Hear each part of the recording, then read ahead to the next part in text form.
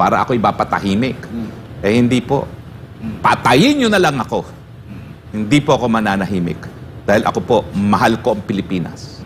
At mula po ako'y bata, ako po'y nagsasalita na kung sa tingin ko, ang gobyerno ay hindi tumutugon sa pangangailangan ng sambayan ng Pilipinas. Isang papel na wala naman akong kinalaman, bakit ako idadawit dyan sa lookout bulletin na yan, no? So sa mga panahon po talaga ngayon, iba na po ang mga nangyayari.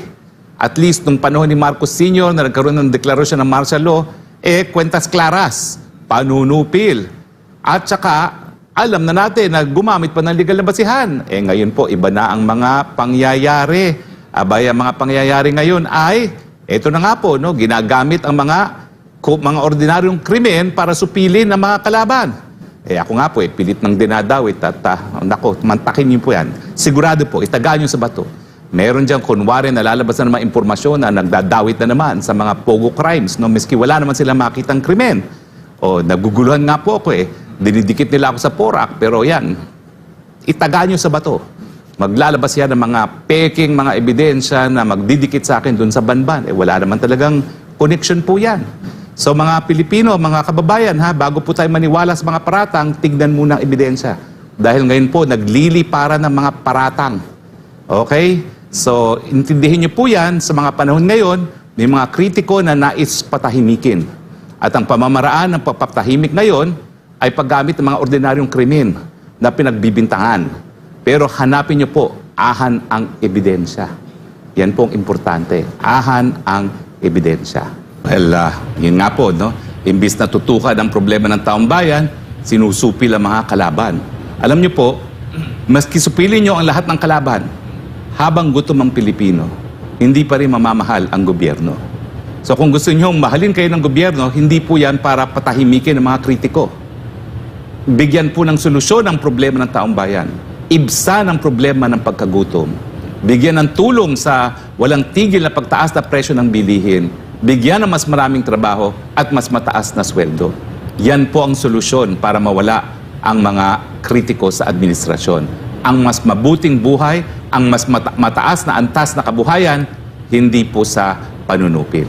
Mapapansin mo ang mga tagapagsalita ng ating pamahalaan, iba't iba yung iba't iba yung mga nila, babanatan kung sino yung mga kritiko, iba-iba yung mga proposal nila ngayon sa Kongreso, term extension, pero wala tayo talagang bold statement kung gaano ka-bold sila sa pagtugis, pag-criticize doon sa mga kritiko ng gobyerno. Wala tayong ganoon kasigasig sa paglaban sa corruption attorney. Well, yan nga ang problema talaga dahil parang naging kultura na Para kasi tinanggap na ng taong bayan Di ba yung tinatawag nilang SOP, Standard Operating Procedure, para yung tongpats, yung porsyentong komisyon, tinatanggap na. Di ko maintindihan kung bakit. So kinakailangan para magbago ang ating sistema, talagang talikuran po natin yung konsepto ng SOP. At dapat kada piso na nanggaling sa kaban ng bayan pumunta sa proyekto na makikinabang ang publiko at hindi ang politiko.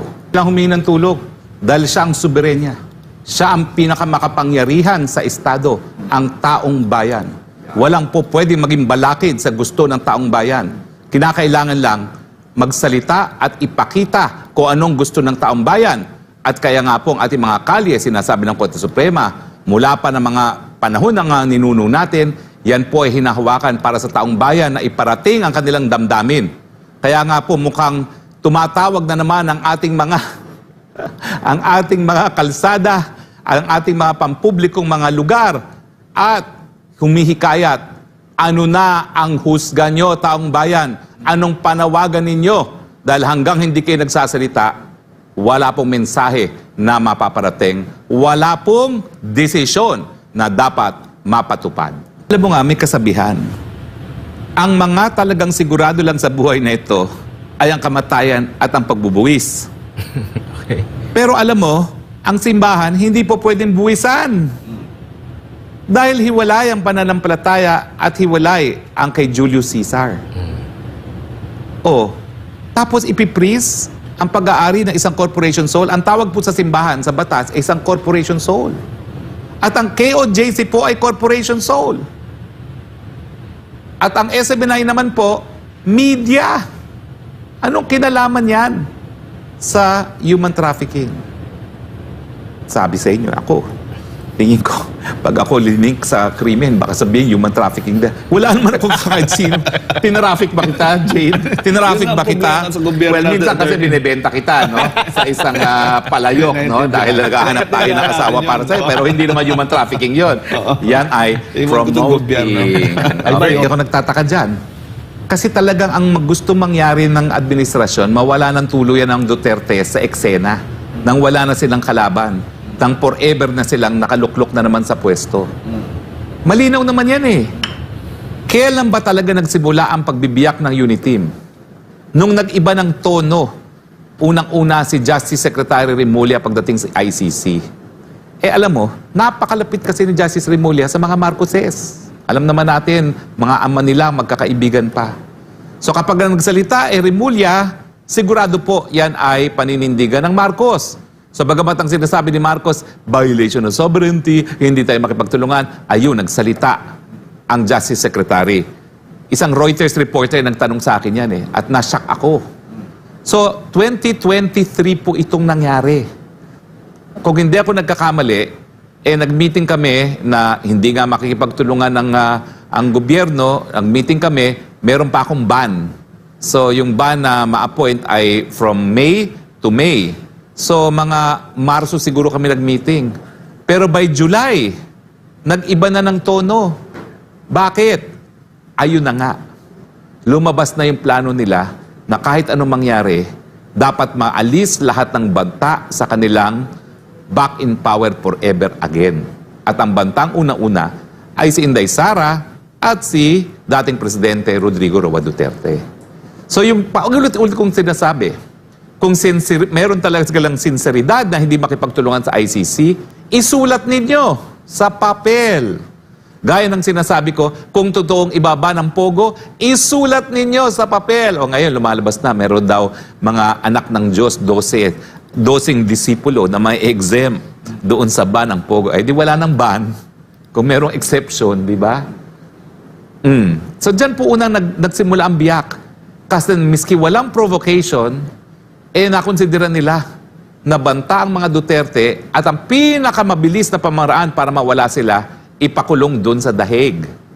At alam naman natin na hindi lang si dating Presidente Duterte ang may hinaharap na kaso doon, pati rin si Vice Presidente at kasama na yung mga kapulisan na nagpatupad nung drug war sa ilalim ni Presidente Duterte.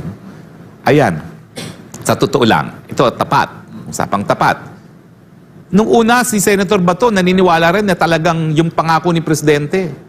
Kasi nagkita pa sila Nagkita sila sa Malacanang at pinangako, hindi talaga makipagtulungan.